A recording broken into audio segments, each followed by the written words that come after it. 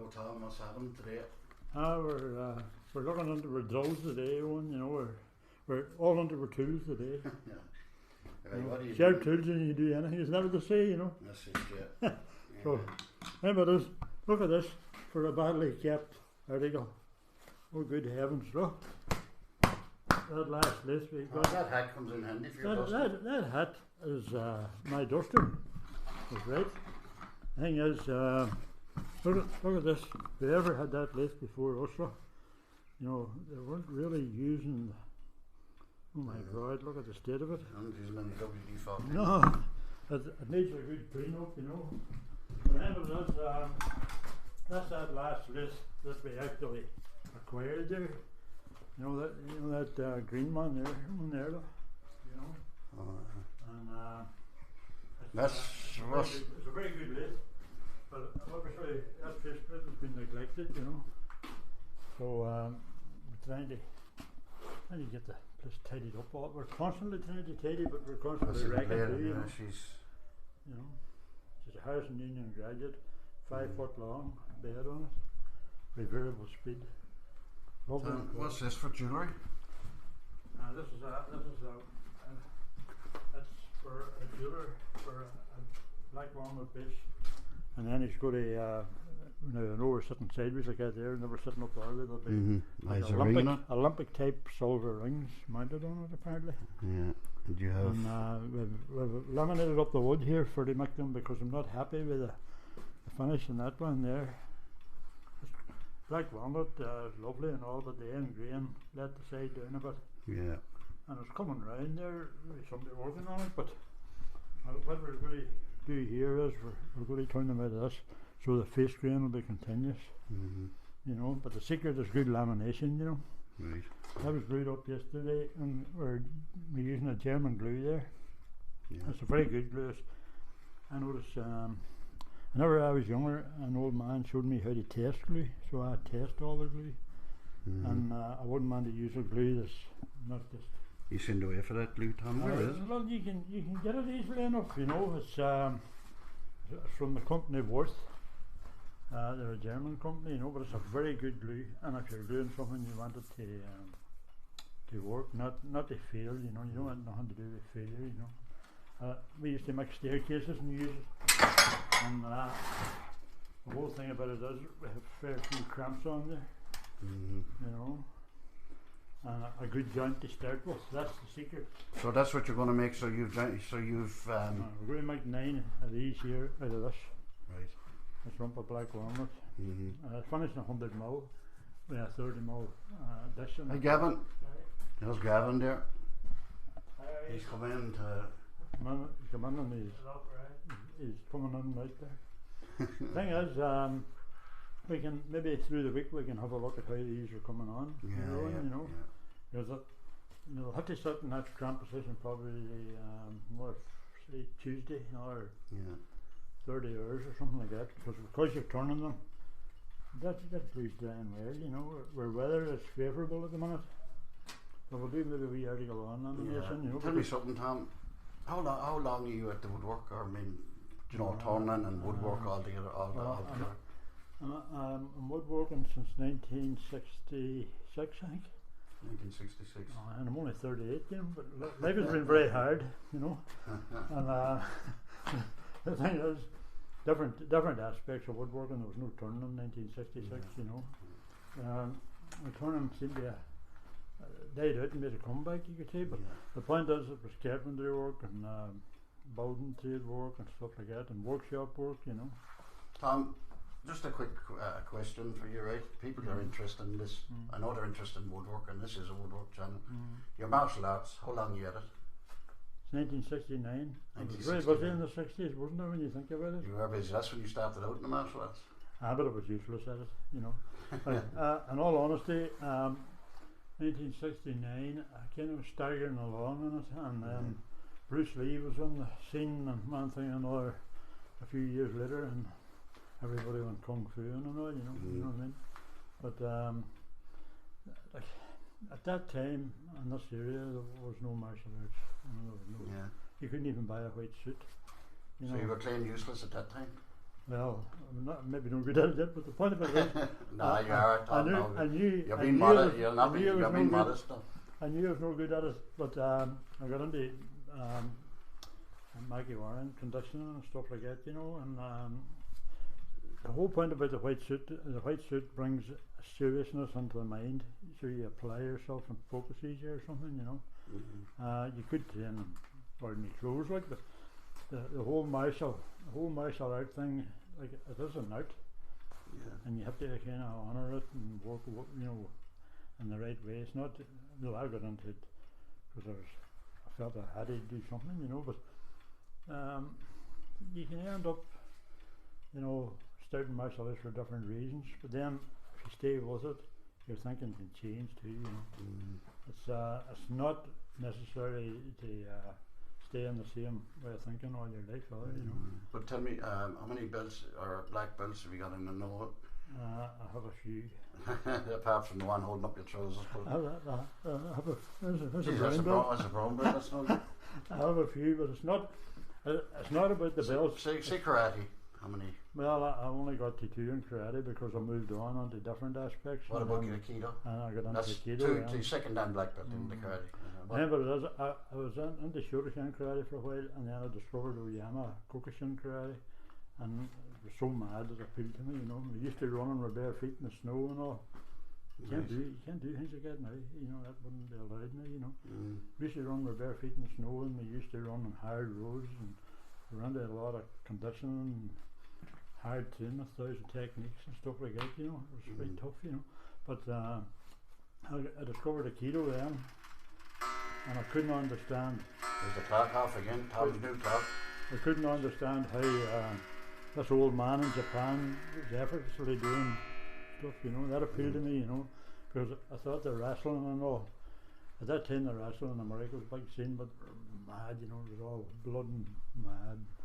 It was very rough, like, you know. But then the Aikido world had a different sort of, more science and more physics and, you know, more. If you're onto it right, you know, and the wooden sword and different things like that, you know. You do swords as well. I was onto the sword, but I don't like aspects of the sword, because the general public is trying to misuse martial arts, you know, and swords can, young men especially, can get too much maybe of the wrong influence from a bottle and then go kind of crackers and misuse their martial arts, you know. So I don't really like that. I'm a traditionalist, you know. And it's not about hurting other people, really, you know. Like, it's about trying to. Somebody says it's body language, but I think it's more than that as well, you know.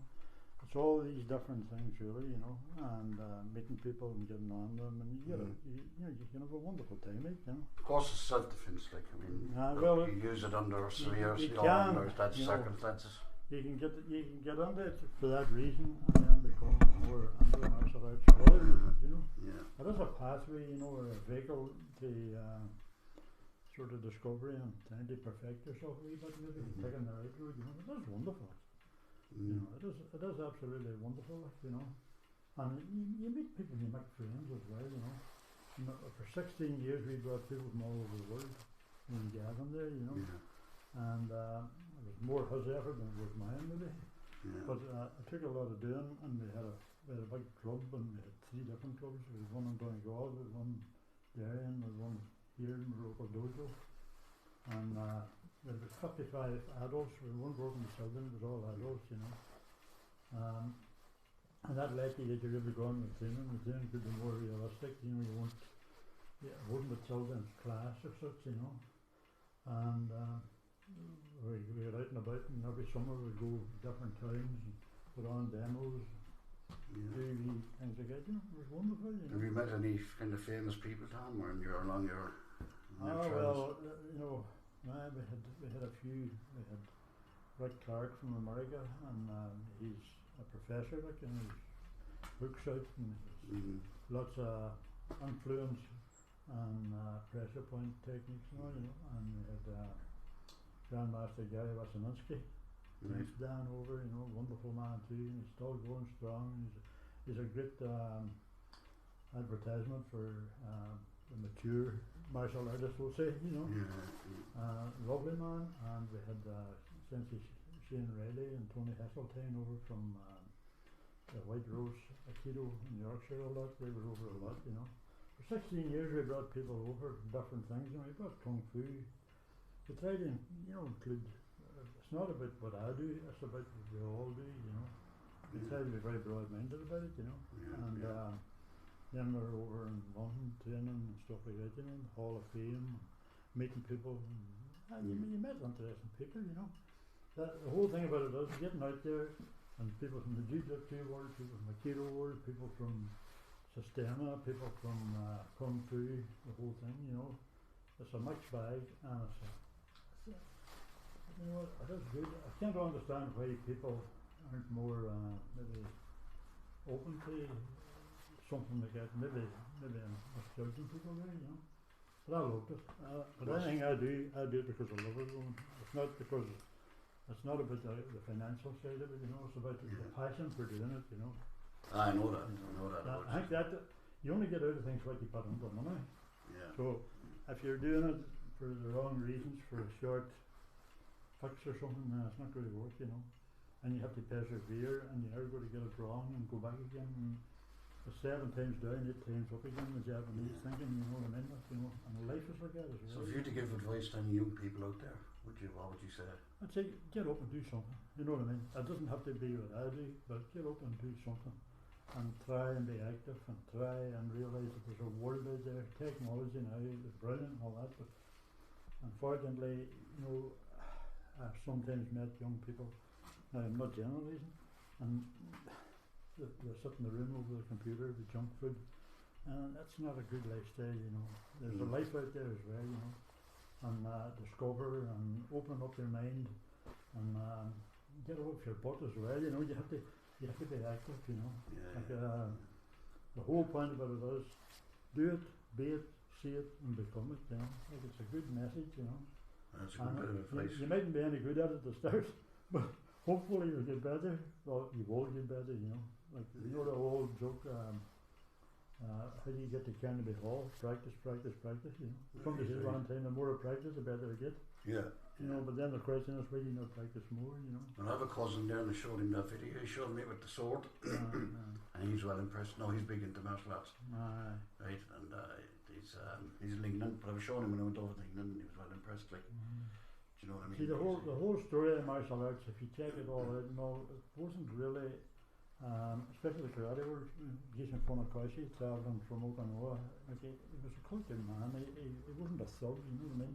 They were smart enough to realise to bring as a vehicle for people to improve, you know. And his early days learning, you know, the figure out that he was out all night training, but he was more than happy to let people think he was out with a female. As they like to tell the truth, he was out practicing karate, because karate is such a bad image at that time, you know. Like, it was looked on as like a very low life, you know. So, you know, it changed from that, obviously, you know, and there is some fine teachers out there, you know, and there is some fine people in general, men and women, you know. I'm always a wee bit amazed at why more girls and ladies doesn't get into it, you know, especially the self-defense aspect of it, you know. And then you can open it up and go farther or whatever, you know. It's nothing to do with any difference in doing it. It's just get out there, check it out, and go around all the different clubs, see what's for you, and if it's for you, and if it's not for you, no harm done. Check, that's why they're all there, and they'll be more than happy. Any of the styles or systems will be more than happy to let you have a look at it, you know. There's no reason to not, you know. Well, Tom, you're not going to go back at it anytime soon. I know you had a lot of people here, but are you thinking about it? I have a lot of stuff going on, and I'm concentrating on certain aspects at the minute, but I do practice wee bits and pieces on my own, but they're wee bits and pieces for me. Yeah. And the pandemic, unfortunately, you know, has really set the whole thing back, because people have filled that void in their life. Like eating too much, maybe drinking too much, and relationships changing and all, you know. The pandemic has been guilty of an awful lot of it. Yeah. But hopefully we'll get back, you know. Yeah. Soon, We'll get back. We'll get back. bigger groups make for better buzz makes for everybody having a good time. Just a good vibe about the whole thing. It's like, there's the thing there, like a man, 28 black belts, and he told me, he says, touch everybody in the room. And he meant train with everybody in the room. He didn't mean, anything bad. He meant train with everybody in the room, go around the room, meet everybody in the room, and at the end of the class, I have touched and trained with everybody in the room. And the person that's only training with one person, they're thinking, wouldn't really up too much that, Yeah. Because you're going to meet all them different people, Like we used to train a club in Belfast in the early 70s, was dark days, and the dojo had kept getting blown up. Every week you had to go back to a different area, they didn't know where they were, and we didn't know where they were. The point of it is, then was the struggles, Now the point of it is, there were, on a Saturday morning, there were 28 people training. 28 people on a Saturday morning, starting at a half 8. There's people really up and at it, weren't they? And you met different people, and all different occupations and all the rest, and you didn't care what they were. You met different actions, you didn't care what they were, you just trained for the love of the training. Yeah, The passion for training, There was no